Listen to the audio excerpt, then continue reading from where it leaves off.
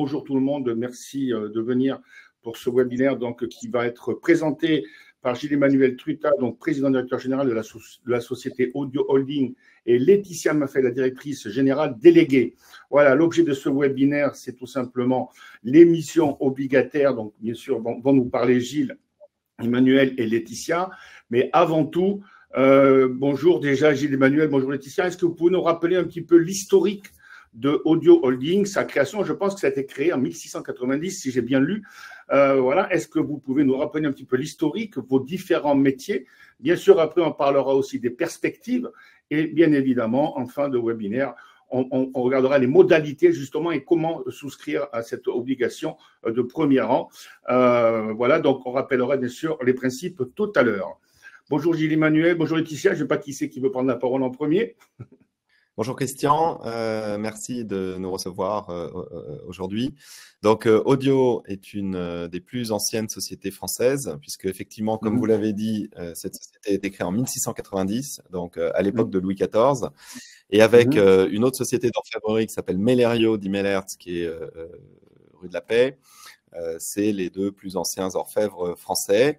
Et en termes de sociétés cotées en bourse, vous avez deux très vieilles sociétés cotées en bourse, c'est Saint-Gobain et Audio. Saint-Gobain ayant été créé quelques années avant Audio. D'accord. Alors, Audio est donc un orfèvre. On verra les produits en détail. Juste un petit mot sur le management. Nous avons pris le contrôle du capital et puis de la gouvernance d'Audio avec Laetitia il y a quelques mois, dans le but de relancer cette société.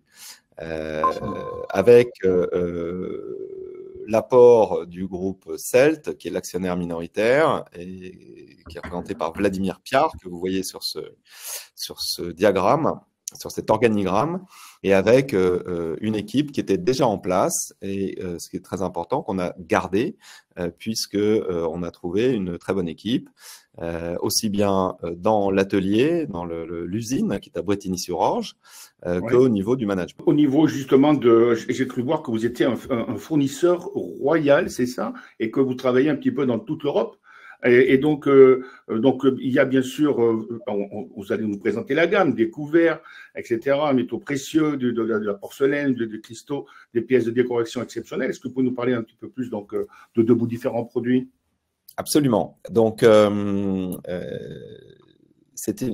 est une manufacture royale qui faisait et qui fait toujours plusieurs choses, qui a plusieurs gammes. Donc, il y a d'abord ce qu'on appelle des pièces de forme, ce qu'on voit là à l'écran. Vous avez la coupe Branicki qui est au musée du Louvre. Vous avez la lampe Biennet sur la droite que vous trouvez sur le bureau d'Emmanuel Macron. Vous avez le faucon qui est une pièce de forme qui est évidemment très très vendue au Moyen-Orient. Vous avez le nécessaire à caviar, très apprécié par les Russes, etc., etc. Mais c'est pas tout en fait. Audio a une spécialité, c'est l'épargne. Et là, vous avez un très bon exemple de timbales de baptême. Alors aujourd'hui, il y a moins de baptêmes, hein, mais les timbales se vendent toujours. Et l'épargne, en fait, c'est un mélange de vermeil et d'argent massif. Et donc, c'est très compliqué à faire. Et aujourd'hui, Audio détient un savoir-faire qui est unique, puisqu'il n'y a plus grand monde qui sait faire ça en Europe et dans le reste du monde non plus. Il faut savoir que Audio ne produit que des produits en argent massif et en vermeil. Et le vermeil, qu'est-ce que c'est? C'est de l'argent massif qui est trempé dans un bain d'or de 5 microns. Et là, on a un exemple d'épargne encore, avec notamment l'huître de l'Agacan, qui est très très connue, qui était très connue dans les années 60, notamment parce qu'elle a été signée par l'Agacan, qui vient de mourir d'ailleurs, malheureusement. Vous avez un exemple d'un objet décoratif, qui est une huître, avec un côté en vermeil et l'intérieur en argent, et vice-versa. Après, il me semble que vous êtes mis aussi aux baguettes chinoises. non? Oui, alors absolument. Alors on n'a pas mis ça, on n'a pas mis ça dans dans la présentation, mais une des spécialités d'Audio, c'est sur les couverts. Donc on vous a mis là dans la présentation deux gammes qui sont nos best-sellers, qui est le couvert Demidoff et le couvert Jacqueline. Donc le prince Demidoff vivait à l'époque, il est né à Saint-Pétersbourg et il est mort à Paris. Il vivait à l'époque du Second Empire. Et aujourd'hui, les couverts Demidoff que vous pouvez voir là, qui sont absolument magnifiques, sont toujours un de nos best-sellers. Également avec le modèle Jacqueline, qui est donc un modèle beaucoup plus moderne, puisqu'il a été fait pour Jacqueline Kennedy dans les années 60. Il faut savoir que quand Aristote Onassis a épousé Jacqueline Kennedy, il lui a offert un bateau qu'on voit là en photo, le Christina. Et donc ces couverts ont été faits pour le Christina. Et c'est toujours aujourd'hui aussi un de nos best-sellers. Et on va terminer par le petit bestiaire qu'on a aperçu tout à l'heure. Le bestiaire, en fait, c'est des petits animaux et c'est très important pour nous parce que c'est un accès, en fait, à la gamme d'audio. Parce qu'effectivement, quand vous achetez des couverts, vous achetez pas une fourchette. La fourchette Demidoff que vous avez vue, elle est vendue 1100 €.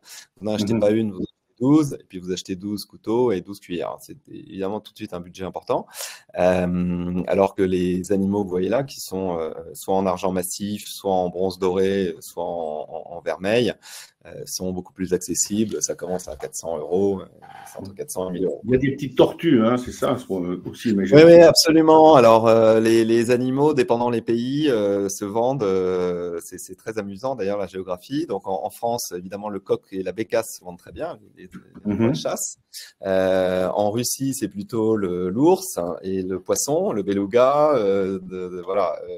En Afrique, l'éléphant. On a un dromadaire aussi pour le Moyen-Orient. Enfin, on a tout ce qu'il faut. Et effectivement, on a une tortue. Vous avez raison. Oui. Il me semble qu'il n'y a pas si longtemps, vous avez acquis des nouvelles matrices, non, pour justement ces modèles. Alors justement, donc si je reviens un peu sur l'histoire récente d'Audio, moi il se trouve que complètement par hasard, je suis tombé sur cette société qui était nichée dans une holding qui s'appelait Well, cotée en bourse, dans laquelle il y avait plein de choses. Et en fait, on a fait une restructuration complète de cette holding en vendant tous les actifs et payant toutes les dettes, parce que la situation était assez catastrophique quand on est arrivé il y a 2 ans. La société était en cessation de paiement, hein, donc qu'est-ce qu'on a fait? J'ai remis de l'argent, j'ai regardé ce qu'il y avait dedans, j'ai vendu les actifs et j'ai gardé Audio. Pourquoi? Parce que en fait, je connais cette société depuis plus de 30 ans. Il se trouve que j'ai commencé ma carrière dans le groupe Tétinger à la Banque du Louvre dans les années 90. Et à l'époque, dans le groupe Tétinger, il y avait un pôle luxe avec Baccarat, Annick Goutal, un parfumeur, Gien, Haviland et Audio. Et donc, à l'époque, Audio était une société florissante. Et puis, quand le groupe Tétinger a été vendu je pense une quinzaine d'années maintenant, Audio est passé en main d'actionnaires plus ou moins honnêtes, qui ont soit pillé l'entreprise, soit rien fait du tout. Et donc il y a un manque cruel d'investissement dans cette entreprise, et c'est pour ça qu'on lève de l'argent. On a commencé à réinvestir dans l'outil de production à Bretigny-sur-Orge, donc parce que cette société a un nom très connu, des clients prestigieux qui sont des familles royales.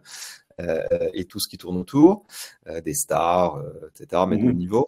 Et en revanche, il y a des goulets d'étranglement dans la production. Et donc, le but, c'est de résoudre ces points-là et également d'acheter de la matière première qui est l'argent. On y reviendra tout à l'heure.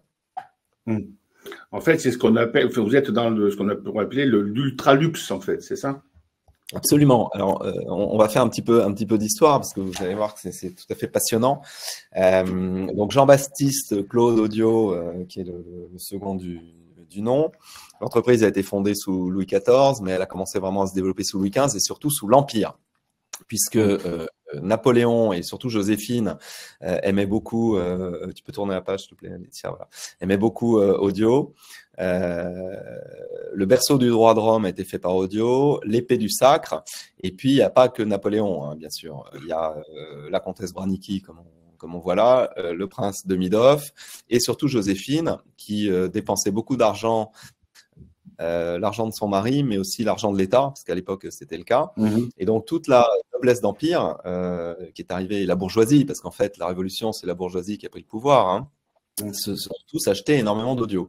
Ça a continué avec le prince de Midov sous le Second Empire. Et puis ensuite avec Louis-Philippe, et si on regarde effectivement cette slide avec la photo de Jacqueline Kennedy, jusqu'à l'époque actuelle où on a Nancy Walton, d'ailleurs, qui est la femme la plus riche du monde. Hein. C'est dans Forbes il y a un mois, je crois. Le fondateur de Blackstone, pour ceux qui connaissent le private equity, le prince Albert de Monaco, la famille Rothschild, etc., etc. Et donc, non. Ah, alors. Parce que maintenant que nous avons peut-être, enfin, nous avons un nouveau point, peut-être que le Vatican sera un de vos clients, non? Alors, écoutez, absolument, on serait ravis d'avoir également le Vatican. Voilà, mais bon, on a parlé de Lagacan tout à l'heure qui vient de mourir, mais c'était un bon client, son frère aussi. Et surtout, ce qui est important, c'est que beaucoup de pièces d'audio sont dans des musées. Alors, la coupe Branicki que vous avez là, au musée d'Amsterdam, au Met à New York, au Louvre également, et bien sûr au musée des arts décoratifs à Paris, où il y a une collection tout à fait intéressante de pièces d'audio. Le musée des arts décoratifs a fait une rétrospective audio en 2017. Malheureusement, je ne l'ai pas vu parce qu'à l'époque, je n'étais pas encore dans audio, mais il y a un très beau catalogue. Et il y a exactement, tout à fait. Et donc, qu'est-ce que je veux dire? Vous êtes vraiment purement franco-français ou vous essayez aussi d'aller un petit peu à l'étranger? J'ai cru voir d'ailleurs que vous étiez plutôt dans le Golfe aussi, non, récemment? Alors, c'est une bonne question parce que nous sommes franco-français dans le savoir-faire, mais les clients sont tout à fait très internationaux en fait. 90% du chiffre d'affaires à peu près est fait à l'étranger. Les grands marchés étant les États-Unis, la Russie et le Moyen-Orient. L'Angleterre aussi, et enfin la France où on a une boutique à Paris. Mais ce qui est français, c'est le savoir-faire. Et ça, c'est unique. Et il n'y a qu'en France qu'on est capable de faire des choses de la qualité d'audio aujourd'hui. Alors, c'est vrai depuis longtemps, mais ça se confirme parce que le savoir-faire est perdu un peu partout. Mais nous l'avons conservé chez Audio. Et il n'y a pas beaucoup de grandes maisons aujourd'hui qui ont ce savoir-faire-là, même en France. Et donc, la valeur de la société réside dans le nom, la marque, dans les clients qui sont prestigieux, vous l'avez compris, mais aussi dans le savoir-faire. Voilà. Et donc, on est entreprise du patrimoine vivant et on a des archives historiques qui ont une valeur inestimable qu'on ne connaît pas puisqu'on doit encore inventorier ces archives, les restaurer et les numériser.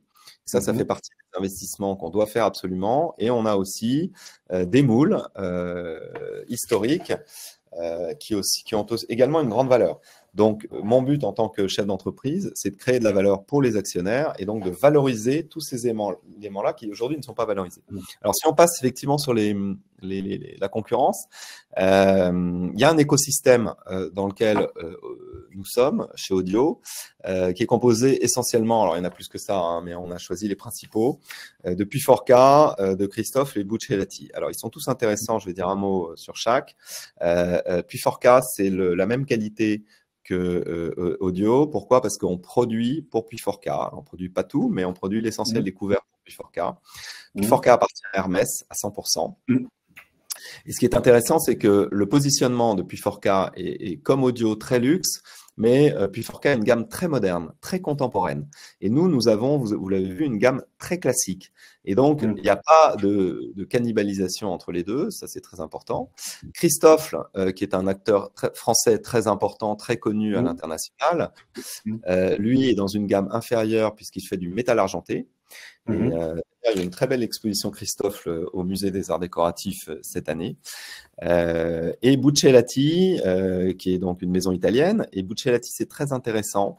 C'est un peu le benchmark qu'on a, parce que Buccellati faisait beaucoup de décoration et d'art de la table il y a une vingtaine d'années. Et puis, ils ont petit à petit, ils se sont translatés vers la bijouterie et même la joaillerie.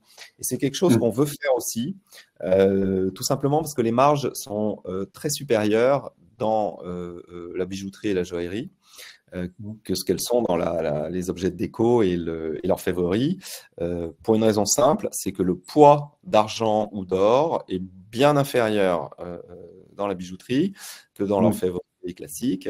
Et donc, les marges sont supérieures parce que souvent, le prix de vente est plus élevé aussi.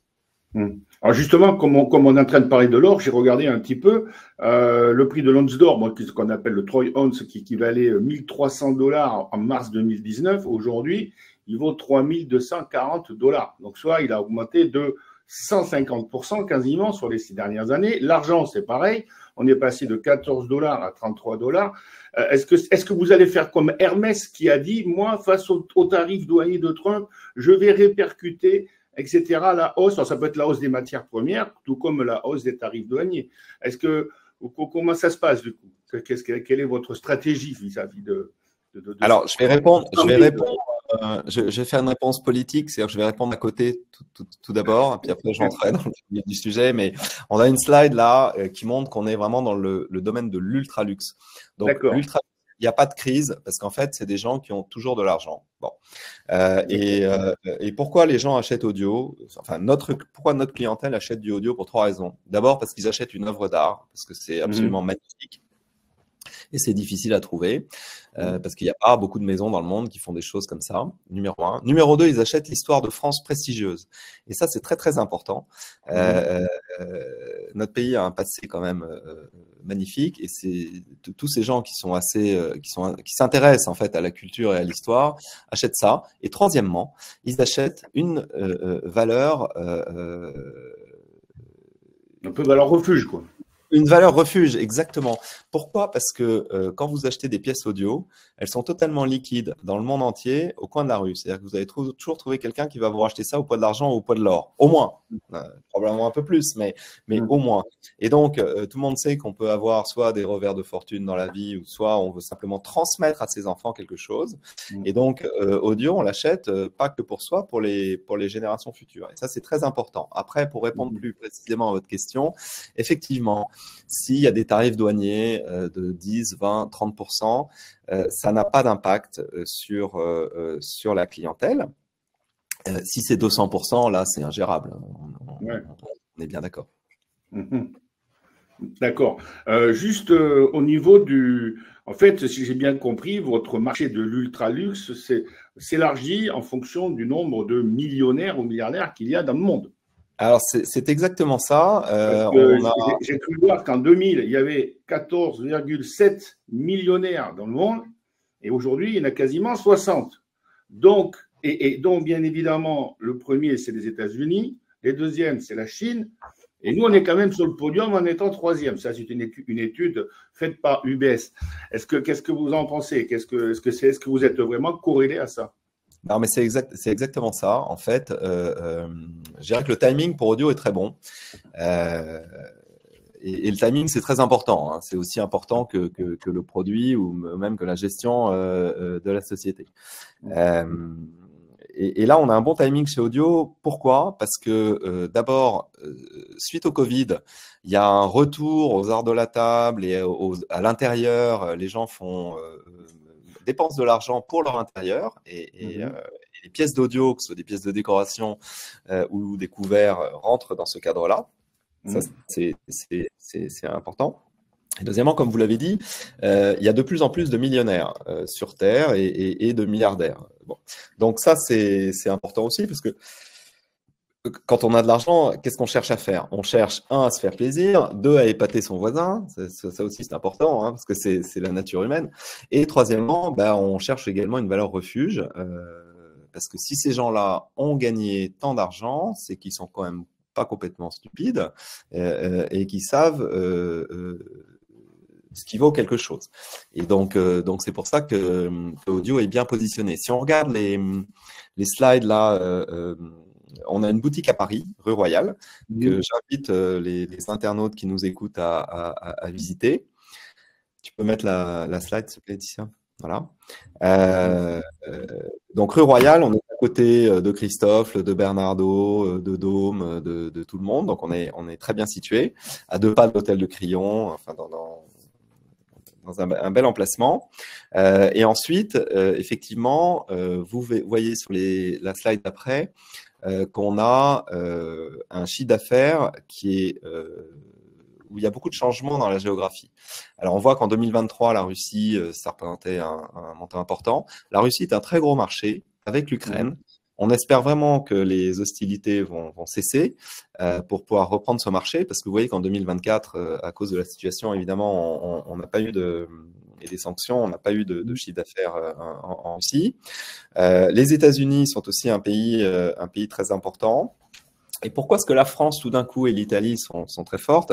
Parce qu'on a des très gros ordres de gros clients. Et en fait, en France, comme en Italie cette année, c'est des clients moyen-orientaux qui ont des appartements, des hôtels particuliers en France et en Italie, et qui ont passé des grosses commandes.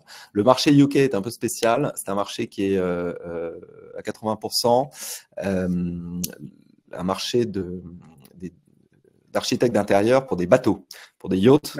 Voilà. Et le bateau se prête très bien à avoir des pièces audio parce que c'est un espace clos, sécurisé. Il n'y a jamais de cambriolage sur un bateau. Et c'est voilà. Après, quand on regarde le chiffre d'affaires par métier, on voit que on est. Laetitia, tu peux remettre les métiers, s'il te plaît. Merci. On voit qu'aujourd'hui, on est très art de la table. Alors moi, mon objectif, c'est de changer ça, comme je l'ai dit tout à l'heure, d'aller vers la bijouterie, mais pas seulement, de surtout vendre beaucoup plus de pièces de forme, les pièces que vous avez vues en début des diapositives. Et dans les investissements qu'on doit faire, on a prévu d'en recréer 35 pour nous, qui vont nous servir de modèle et qu'on va pouvoir exposer auprès des clients en leur disant, voilà, on peut vous faire la même ou la personnaliser. Et ça, c'est vraiment le savoir-faire d'Audio. Personne au monde que nous ne sait faire ça.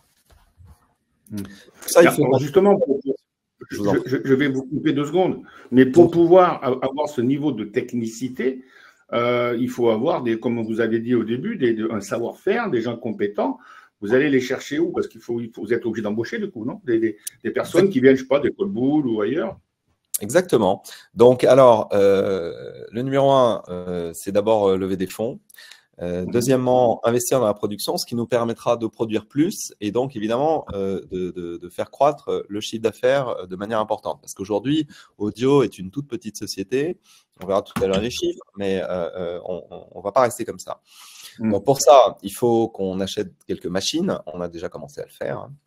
On doit rénover les matrices qui permettent de faire les couverts que vous avez vus. En fait, parce que les couverts sont imprimés en fait, avec des presses de 800 kg. Hein, et puis ensuite, il y a une vingtaine d'opérations manuelles. On doit également internaliser les bains d'or et d'argent. Pourquoi? Parce qu'aujourd'hui, c'est externalisé et puis on perd du temps dans les transports. En plus, les prix sont très élevés parce qu'il n'y a plus personne qui fait ça. Donc, ça fait monter les prix. Donc, ça, c'est prévu également. Et puis, comme vous le dites, on doit engager des artisans. Alors, on a déjà commencé à le faire. Aujourd'hui, on a une force de travail, on a 9 personnes à l'atelier à Bretigny-sur-Orge et 8 plus le chef d'atelier et on va engager 7 personnes sur les 2 années à venir. Alors, on engage des artisans qui sont pas qui sortent de l'école, mais des gens qui ont des compétences, qui ont travaillé en général dans des grands groupes. Et les grands groupes, c'est Hermès, Chanel, des groupes comme ça, hein, Chopard, enfin voilà, et qui viennent chez nous. Pourquoi? Parce que c'est une ambiance familiale et on fiche la paix aux gens, il n'y a pas de pression. Voilà, et les gens sont en général assez. Il y a une bonne ambiance dans l'atelier. J'ai cru voir aussi que vous aviez acheté une nouvelle machine de soudure laser aussi. C'est ça, c'était un Oui, exactement. Ça fait partie des premiers investissements. Comme je vous ai dit, il n'y avait eu aucun investissement fait dans l'usine depuis 30 ans. Donc, il y a de la rénovation du bâtiment à faire, qu'on a commencé à faire également. Et puis, voilà, restauration de machines, parce que les machines, c'est des machines qui datent souvent du début du XXe siècle, qui sont d'ailleurs magnifiques. Hein. Et il n'y a plus les pièces. Alors, c'est compliqué pour les rénover. On fait refabriquer les pièces, mais ça se fait, hein, tout ça. Voilà. Alors, si vous investissez justement dans les machines et si vous dans l'outil de production, si vous le modernisez, c'est que vous devez avoir, comme on dirait, un carnet de commandes qui quand même commence à se remplir. Alors, et que du coup, vous avez du mal à suivre, non? Oui, alors effectivement, on a un très beau carnet de commandes. Audio, c'est la belle endormie. Donc, moi, mon rôle en tant que manager, c'est justement de réveiller la princesse là, et faire en sorte que tout aille bien, numéro un, et deuxièmement, que ça se développe. Donc, le chiffre d'affaires sur 2024, c'était 1,1 million. Donc, tout petit, hein, c'est une petite boulangerie, hein, 1,1 million. Donc, pour une société avec le prestige et la renommée d'Audio, c'est assez étonnant. Mais c'est la situation que j'ai trouvée, mais une société profitable. Hein. Et on a un objectif à 2 millions ou un peu plus cette année, sachant qu'on a déjà un carnet de commandes à fin mars d'1,8 million. Donc, en hausse de quasiment 50% par rapport à l'année dernière. Oui, exactement, juste en menant quelques actions, voilà, quelques actions commerciales. Alors, moi, quand je suis arrivé, je pense que vous avez compris ou peut-être élu, je pense, parce qu'il dit que le chiffre 2024 était nul. Alors, est-ce que vous pouvez expliquer? Enfin, nul à zéro. Hein, Pardon, excusez-moi. Il y a Mathieu, apparemment, il a lu le compte-rendu de vos résultats. Il a dit que le chiffre d'affaires en 2024 est à zéro. Est-ce qu'on peut expliquer? Oui, alors en fait, il y a deux entreprises. Il y a Audio Holding qui détient Audio. Donc moi, quand je suis arrivé, j'ai fait le ménage chez Audio Holding.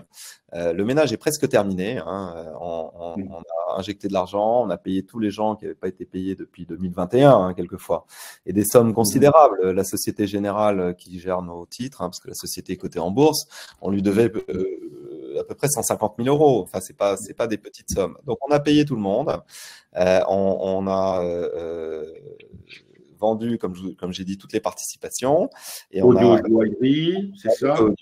Alors, à partir de 2025, alors déjà sur 2024, on va le faire prochainement, mais à partir de 2025, les comptes consolidés, on va produire des comptes consolidés qui seront audités, qu'on n'a pas fait aujourd'hui parce qu'il y avait trop de différences justement entre la holding qui vient de très très loin et puis la société opérationnelle.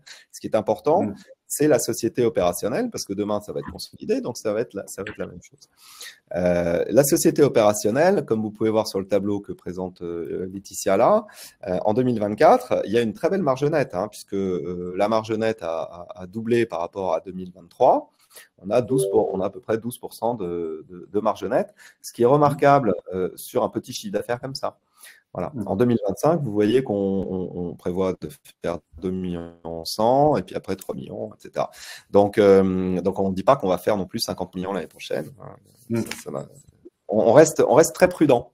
Voilà. Donc c'est pour ça qu'il y a une différence importante entre la holding qui a vocation à pas avoir beaucoup de chiffre d'affaires, hein, jamais, mais c'est pas le cas évidemment dans la filiale. Alors justement, il y a une question très intéressante là d'un participant qui me dit, mais est-ce que vous n'auriez pas été, ou est-ce que, par exemple, approché par justement des grands groupes de luxe, comme Hermès, justement, puisque on cite. Voilà. Alors, on travaille avec Hermès, hein, qui est un partenaire, puisqu'on produit pour Puforca, qui est une filiale d'Hermès. On a de très bonnes relations avec le groupe et le but, c'est aussi de se développer ensemble pour produire plus pour eux. On produit aussi pour d'autres fabricants en marque blanche. Hein. Voilà, notamment la Coupe du Monde de football a été produite par Audio, pas vendue par Audio, sous le nom d'Audio, mais c'est nous qui l'avons quand même produite. Bon. Et ça, c'est des choses aussi qu'on veut développer. J'ai rendez-vous bientôt dans une grande chaîne d'hôtels mondiale pour faire une ligne pour eux. ça fait partie du développement de travailler avec des partenaires prestigieux qui vont utiliser Audio pour vendre des produits très haut de gamme à leur nom. On veut, comme on a dit aussi, évidemment, parallèlement à ça, développer notre gamme à notre nom, bien sûr, puisque on l'a fait autrefois et il y a une vraie demande pour ça. Donc, je dirais que c'est deux stratégies parallèles. C'est dual track, comme on dit en anglais. Il me semble qu'il n'y a pas si longtemps aussi, vous avez acquis Rouge Pulon, je crois, c'est ça? Oui, absolument. Alors, dans la corbeille de la mariée, on a trouvé Tétard, qui est aussi une vieille marque française. Et puis, il y avait Rouge Pulon, et donc on a sécurisé Rouge Pulon en achetant la marque. Et avec Rouge Pulon, qu'est-ce qu'on va faire? Rouge Pulon, c'est aussi très intéressant. C'est un personnage déjà au départ. Non, mais tout ça, c'est très intéressant en fait, hein, parce que là, on est à la fois dans le passé, dans l'histoire de France, et on est aussi dans le futur. Qu'est-ce qui se passe aujourd'hui? C'est qu'il y a beaucoup de métal argenté qui circulent dans les restaurants, dans les hôtels de luxe, chez votre grand-mère. Hein, on a tous du métal argenté à la maison. Et puis, il n'y a plus personne pour argenter ce métal. Et ça, c'est le boulot de Rouge Pulon. Ça se passe dans les ateliers d'audio, au même endroit, mais c'est une marque commerciale qui est différente et qui va s'axer sur la rénovation d'argenterie. Et là, c'est intéressant parce que la marge est beaucoup plus élevée en fait que chez Audio. Et puis Tétard, ça aussi, on va faire ça, mais dans le futur, peut-être dans 2 ans, on voudrait faire du métal argenté sous le nom de Tétard, parce qu'on ne veut pas dévaloriser le nom Audio, parce qu'il y a une demande pour justement les restaurants étoilés Michelin et les hôtels, les boutiques hôtels qui fleurissent partout dans le monde là. Et vous ferez attention, maintenant qu'on en parle, quand vous allez aller dans un restaurant un peu chic, un bistrot chic ou quoi que ce soit, le restaurateur il fait attention à son assiette depuis quelques années, depuis 5-6 ans, mais les couverts sont toujours assez quelconques. Et donc, ça va changer. Et encore une fois, je pense qu'on est dans le bon timing là-dessus. D'accord.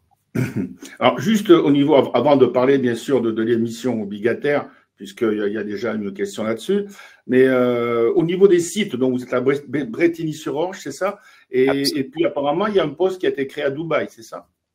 Oui, alors, on a le siège social qui est 10 rue de la Paix. Alors, c'est une adresse très chic. Ça nous coûte pas cher parce que c'est un office partagé là. Donc, parce que mon but aussi, c'était de réduire les coûts dans la holding. Quand j'ai repris ça, on a coupé tous les coûts inutiles. Donc, il y avait des bureaux prestigieux avenue Kléber. On a arrêté tout ça tout de suite. On s'est mis dans un centre d'affaires rue de la Paix, mais c'est une jolie adresse pour mettre le siège social. On a une boutique rue Royale qu'on partage avec notre partenaire Celt, notre actionnaire minoritaire Celt, où il y a de la porcelaine qui est vendue aussi, qui appartient au groupe Celt, les marques Jean-Louis Coquet et Jaune de Chrome. Et puis, à Dubaï, on a embauché une personne pour nous représenter là, puisque c'est un axe de développement important. C'est une région, comme vous savez, qui est en pleine ébullition. Il se passe beaucoup de choses. Il y a beaucoup de gens qui viennent s'installer, qui sont des gens en général qui ont les moyens et qui s'intéressent, notamment les Russes qui sont installés là-bas. Ils ont une culture qui les rapproche d'Audio, comme on a vu.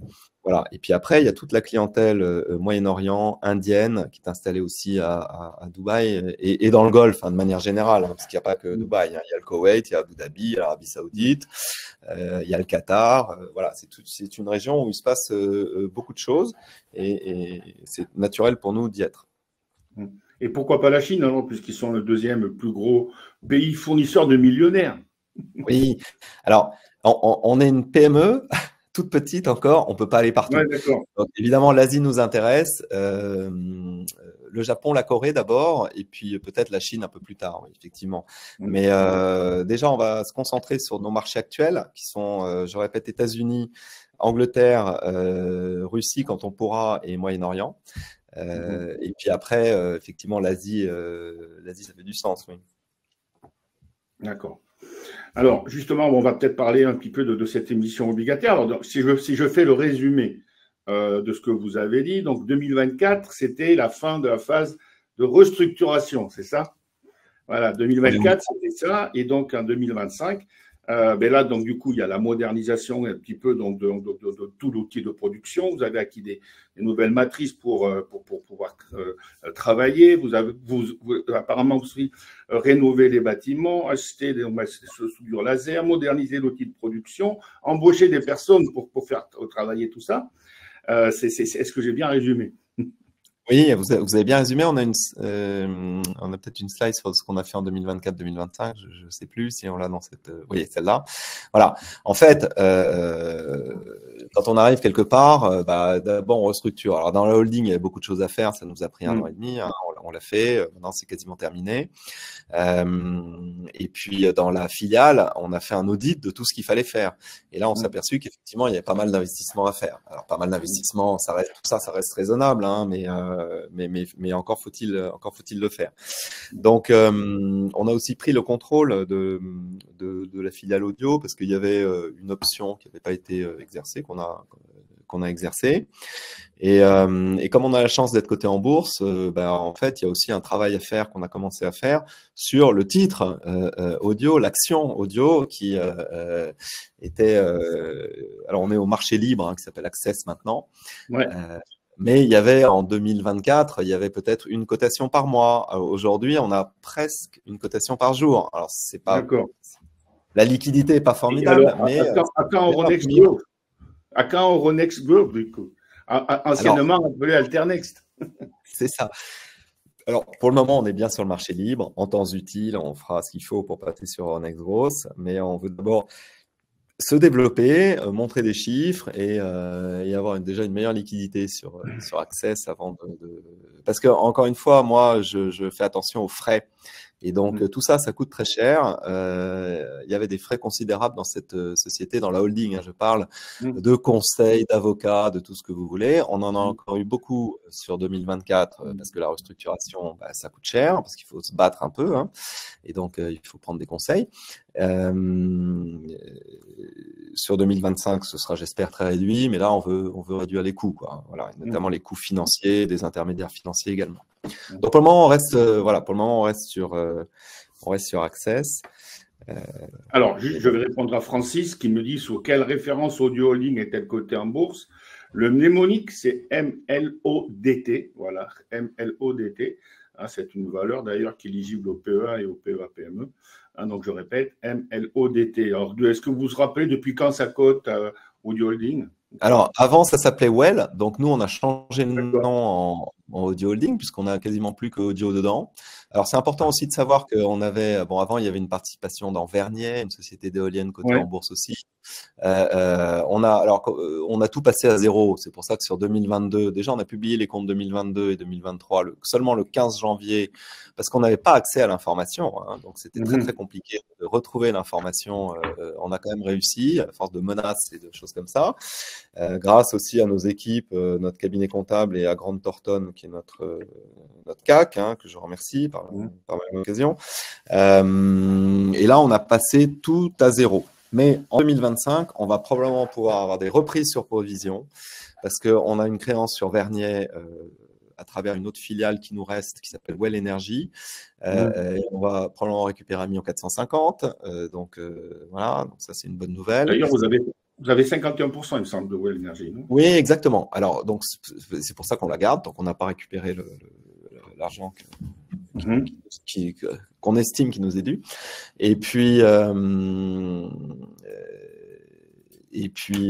également, on a encore des dettes fiscales et sociales et qu'on espère pouvoir réduire à zéro, et on est en discussion avec l'administration à ce propos-là. Voilà. D'accord. Alors, on va peut-être maintenant parler un petit peu de cette émission d'obligations de premier rang non garantie. Déjà, est-ce que vous pouvez préciser, expliquer aux internautes ce que signifie premier rang et non garantie? Voilà, donc je crois qu'il y a 1 million d'euros et 1 million de dollars. On va bien sûr parler des termes de l'obligation. Voilà, et puis il y a une petite question, c'est la holding qui va émettre ces obligations ou c'est Audio la filiale? Non, c'est la holding. Le rôle de la holding, c'est un rôle de financement de sa filiale pour la développer, justement. Donc, le rôle de la filiale, c'est de produire et de vendre. Donc, on va aider la filiale à vendre. C'est ce qu'on a déjà commencé à faire. Et par contre, on investit dedans. Alors, on a fait plusieurs opérations en capital. On a levé des fonds en capital en début d'année. Oui, au mois de février, etc. Oui, exactement, février-mars. On a fait plusieurs opérations. D'abord, on a fait entrer de l'argent new money, hein, donc on a fait entrer des liquidités. Donc, on a fait entrer 875 000 €, ce qui était très compliqué dans la période Trump, avec toute l'incertitude qu'il peut y avoir, où les investisseurs étaient très frileux. Mais enfin, on a quand même réussi à faire ça. Ce qui nous a permis déjà de faire les premiers investissements dans la filiale. Et puis, et d'autre part, on a intégré des anciennes dettes qu'il y avait. On a passé pas mal de dettes à la trappe et il y en a d'autres qu'on a converties en actions parce qu'il était impossible pour nous de payer ces dettes anciennes. Sinon, ça ne serait jamais sorti. Voilà. Donc, on a fait ça. Et aujourd'hui, pour éviter une trop grande dilution, parce que le cours de bourse reste assez bas quand même, on lève de l'argent en obligations. On enlève de l'argent en obligations, en euros et en dollars, en premier rang. Alors, ça veut dire quoi? Premier rang, ça veut dire qu'aujourd'hui, il n'y a plus de dettes dans la société. Donc, on est en premier rang.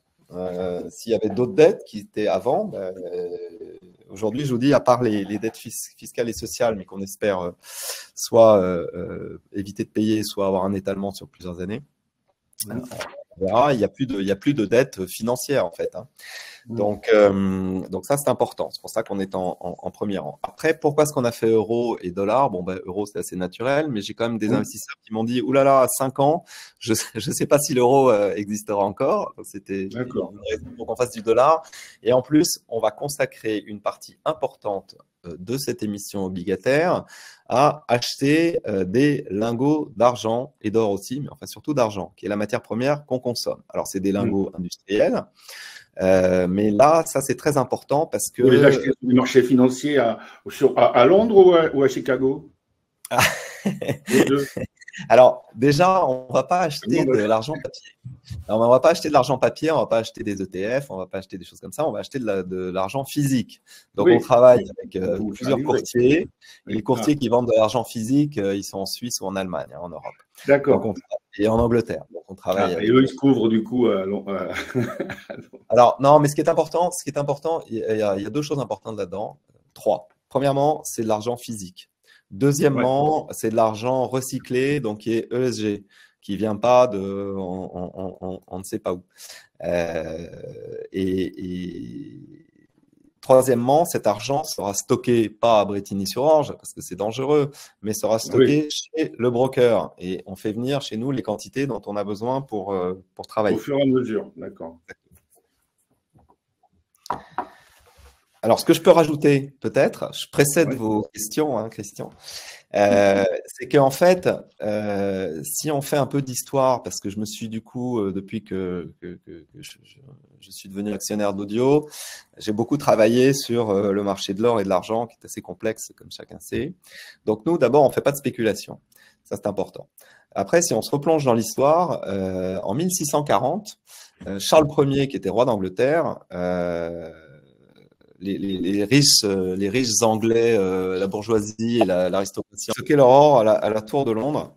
Et Charles Ier, qui avait des problèmes de trésorerie, a réquisitionné leur or. Alors, ça arrive encore aujourd'hui, hein, parce que quand on crée un nouvel impôt, c'est un peu la même chose, hein, du jour au lendemain.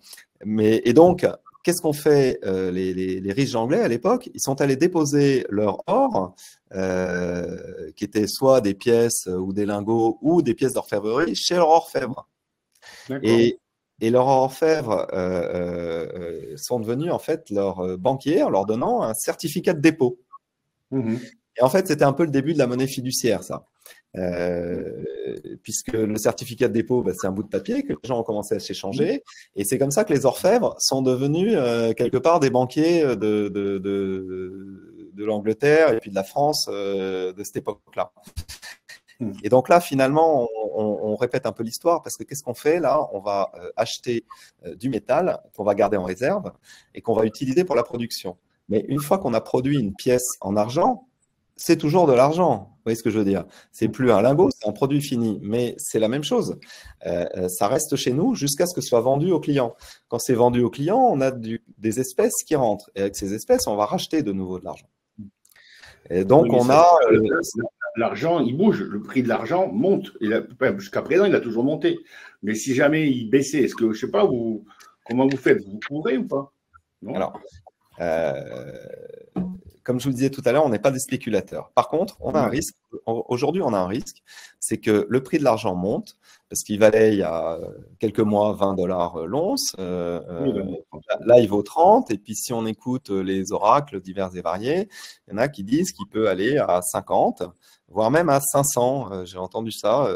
J'ai passé des heures à regarder des vidéos YouTube de Family Office aux États-Unis qui sont spécialistes sur l'argent et sur les métaux. Il y a des gens qui disent que l'or va aller à 5000 et l'argent à 500. Bon, il est clair que même si ça va à 50 $ rapidement, ça nous pose un problème, puisque nos prix sont établis pour l'année 2025 et on ne va pas augmenter nos prix tout d'un coup parce que le client ne le comprendrait pas et ne suivrait pas. Donc, on veut absolument acheter des réserves d'argent qui vont nous permettre de faire le chiffre d'affaires qu'on a prévu de faire en 2025 et 2026 pour avoir un peu de visibilité. Si le prix de l'argent monte, on est tranquille, on dort sur nos deux oreilles. Si le prix de l'argent baisse, ok, on a un coût d'opportunité puisqu'on aura acheté de l'argent à 30 et puis ça peut redescendre à 20, mais pareil, on dort sur nos deux oreilles parce que si là, le prix de l'argent baisse, on ne va pas baisser nos prix non plus. Hein. Nos prix restent stables et le client, il achète une pièce et il veut que ça reste stable. Alors après, en 2026, peut-être on augmentera de 5% ou de 10%. Mais si le prix de l'argent monte de 50%, on ne va pas augmenter nos prix de 50%, ce n'est pas possible. Voilà, donc c'est pour ça qu'on veut absolument acheter de l'argent physique qui sera conservé en lieu sûr et qui nous permet de faire notre business plan et de ne pas avoir de stress sur l'évolution du prix de l'argent qui peut monter ou baisser. Voilà, c'est un marché, hein, donc ça bouge. Mais nous, on veut de la stabilité. Alors, je reviens juste sur cette histoire d'obligation parce qu'il y a Robin qui a posé une question. C'est pour ça que je demandais si c'était la holding qui faisait l'emprunt ou si c'était l'entreprise, parce qu'il me dit, bon, bah, ok, mais si la holding, elle peut faire faillite, mais pas la filiale. Alors, vous savez, sur cette terre, on n'a aucune certitude. Hein, donc, la seule chose que je peux dire, c'est que moi, je serais fortement impacté parce que j'ai investi beaucoup d'argent personnellement dedans. J'ai un fonds que je gère qui a aussi investi beaucoup dans cette société. Personnellement, je pense que si elle devait faire faillite, elle aurait fait faillite l'année dernière. Hein. À l'époque, c'était Well. Donc, on a fait ce qu'il faut pour que cette société continue. Et aujourd'hui, la situation n'est pas parfaite. Mais bon, est-ce qu'il y a une société parfaite cotée en bourse sur toute la côte? J'en sais rien. Cette société n'est pas parfaite, mais en tout cas, elle est tirée d'affaire. Ça, c'est sûr. Maintenant, il faut qu'on développe le chiffre d'affaires d'Audio. Ça, c'est sûr aussi. Et puis derrière, j'espère que Audio, un jour prochain, nous paiera des dividendes. Hein. C'est-à-dire qu'Audio SAS paiera des dividendes à la holding. Puis même que la holding pourra payer des dividendes aux actionnaires. Hein. Alors, on n'en est pas là aujourd'hui, mais c'est le but. Justement, c'est pour répondre à Bernard.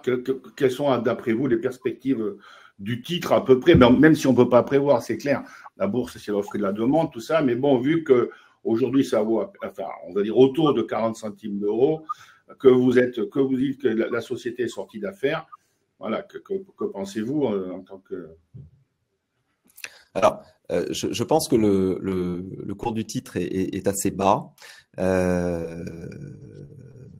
Et mon rôle en tant que dirigeant de cette société, c'est de faire connaître non seulement Audio, la marque Audio, mais également le fait que Audio soit coté en bourse.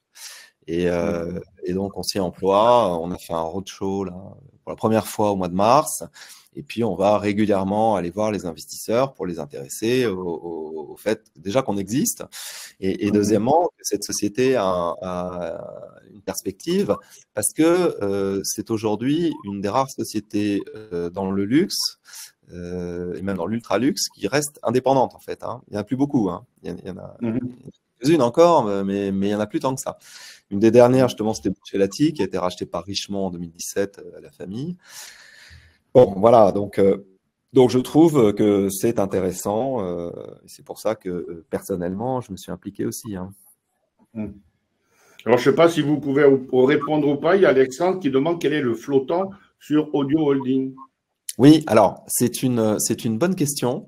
Il y a un petit flottant aujourd'hui, il y a à peu près 8%, qui sont des actionnaires de l'ancien temps, on va dire, de l'ancien, à l'époque où ça s'appelait Well. Ouais. Après, il y aura un flottant plus important parce que tous les investisseurs qu'on a convertis au mois de mars, ils sont en lock-up, c'est-à-dire qu'ils n'ont pas le droit de vendre pendant 1 an. Donc, c'est du flottant, mais qui est aujourd'hui gelé. Alors, c'est des gens, à un moment, qui voudront sortir ou pas. Alors, ce qu'on espère, c'est que les perspectives de la société soient suffisamment bonnes pour qu'ils n'aient pas envie de sortir quand le lock-up sera fini. Mais là, il y aura un flottant beaucoup plus important, voilà, d'ici 12 à 18 mois. Quoi.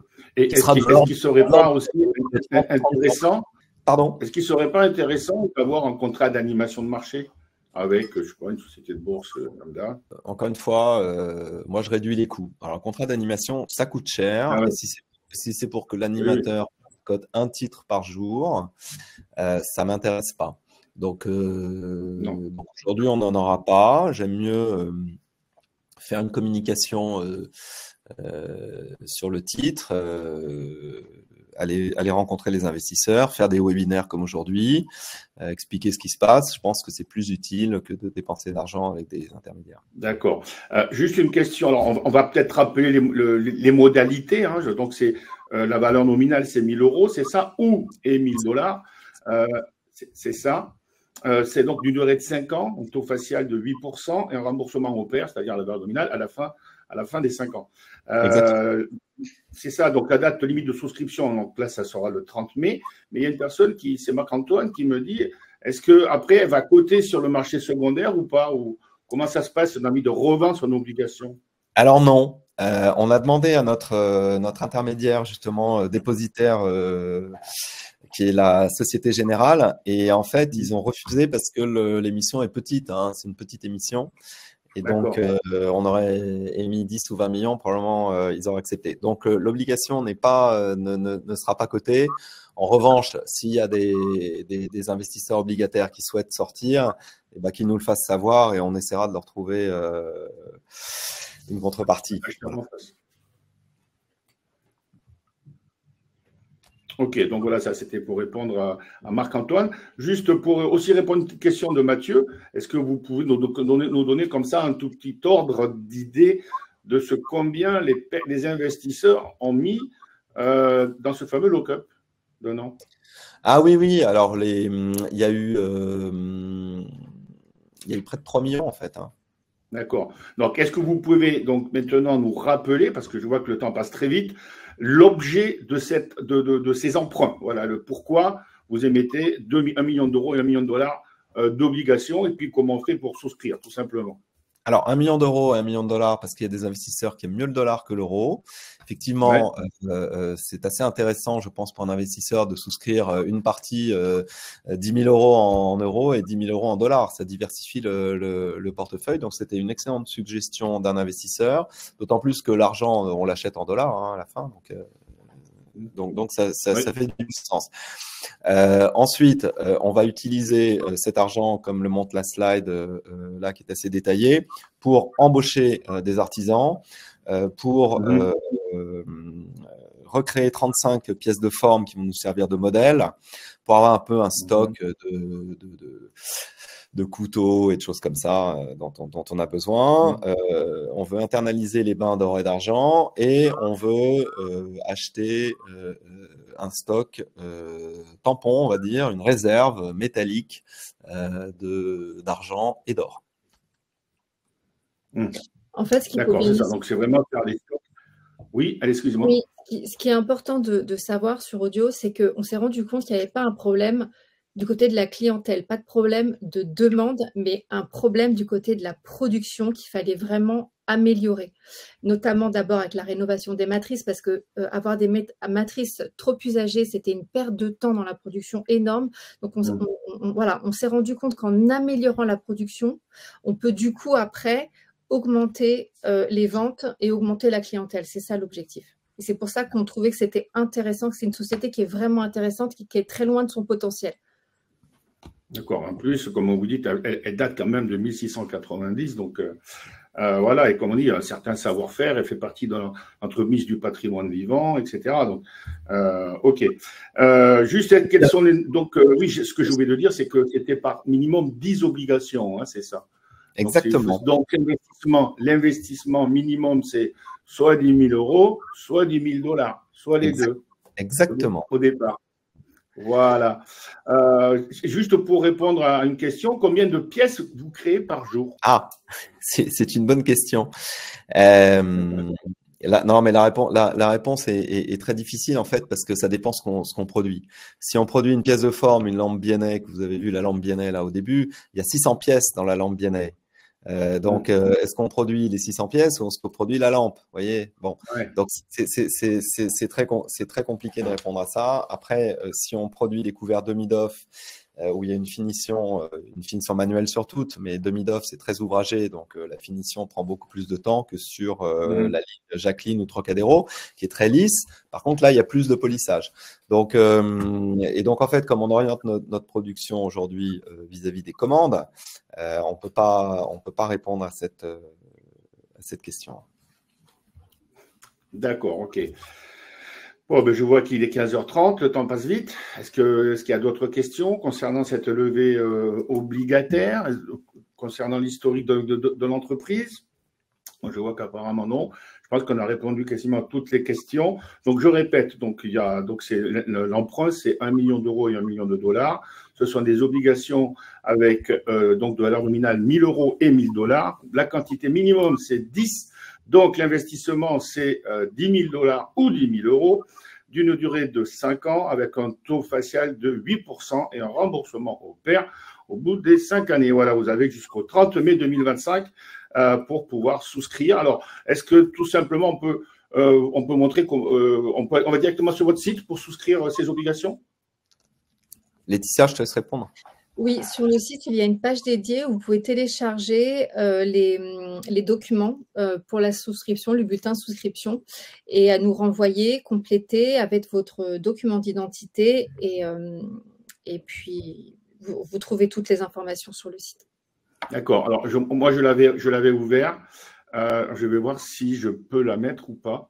Le problème, c'est que je ne peux pas. Donc, apparemment, le site, c'est audioholding.com. Hein, c'est ça? Voilà. Laetitia, peut-être tu peux partager l'écran du site si tu enlèves la présentation. Ouais. Il y a Christian qui vous pose une question, Gilles Emmanuel. Pour votre stock d'argent, lingots, pourquoi ne pas acheter carrément une mine au Canada? Ah, parce que c'est un autre métier. C'est un autre métier, mais… Voilà. Et encore une fois, on veut de l'argent ESG. Bon, c'est un point qu'on n'a pas abordé, mais là, on est quand même dans l'économie circulaire. Hein. Pourquoi? Parce que tous nos produits sont entièrement recyclables et les lingots d'argent proviennent d'argent recyclé. Hein. Parce que nous, quand on produit une fourchette qui pèse 100 grammes d'argent, on a besoin, le produit fini pèse 100 grammes, mais on a besoin de 300 grammes de matières premières. Et donc, il y a plein de déchets qui tombent par terre, qu'on ramasse soigneusement et qu'on renvoie à un fondeur qui va refaire des lingots, qui va vendre à un broker. Et nous, on rachète ça une fois que c'est certifié. D'accord. Donc, vous voyez à l'écran, hein, c'est en bas de page, vous avez le document en français pour, bien évidemment, voilà, bulletin de souscription Audio Holding, voilà, en français et en anglais. OK, qu'est-ce que je voulais dire? Est-ce que oui, c'est disponible uniquement sur un compte titre ordinaire ou hein? Oui, alors absolument, on a déjà eu des questions là-dessus que les souscripteurs nous ont envoyées. C'est pas éligible au PEA parce que seules les actions ou les obligations convertibles, je pense, sont éligibles au PEA, mais là, c'est pas des obligations convertibles parce qu'on voulait pas avoir de dilution justement. Et donc c'est pas éligible au PEA, c'est compte titre ordinaire. D'accord. Bon, ben écoutez, il est 15h32, on va mettre fin à ce webinaire. Est-ce que quelqu'un, Gilles Emmanuel ou Laetitia, voulait dire un petit mot de la fin? Alors, le mot de la fin, en fait, on a là un fleuron de l'industrie du luxe française qui existe donc depuis 1690 sans interruption. C'est pas une société qui a disparu et qui a été relancée. Et c'est quand même très rare. Donc, moi, c'est une société qui me passionne. Je crois Laetitia aussi. Et donc, j'espère que les internautes qui nous écoutent seront également passionnés par cette entreprise et que donc ils souscriront à cette obligation et s'ils souscrivent pas à l'obligation, qui s'intéresseront au titre qui est coté en bourse. Voilà, je vous rappelle que le mnémonique du titre, c'est MLODT. C'est une valeur donc éligible PEA et PEA-PME là du coup. Exactement. Voilà. Ben écoutez, je vous souhaite une excellente fin d'après-midi. Merci à tout le monde d'avoir pris du temps pour écouter donc Gilles-Emmanuel et Laetitia donc concernant cet emprunt, cette émission obligataire. Je vous rappelle de 1 million d'euros et 1 million de dollars. Vous retrouverez toutes les caractéristiques d'ailleurs sur notre site, sur le site aussi de Audio et n'hésitez pas, voilà, même au pire, à leur poser des questions. Bien sûr, ils feront un plaisir de vous répondre. Voilà, bonne fin de journée à tout le monde. Merci beaucoup. Au revoir Laetitia. Au revoir Gilles-Emmanuel et puis Merci beaucoup. une prochaine fois. Merci beaucoup Christian. À bientôt. Merci beaucoup. Au revoir à tous.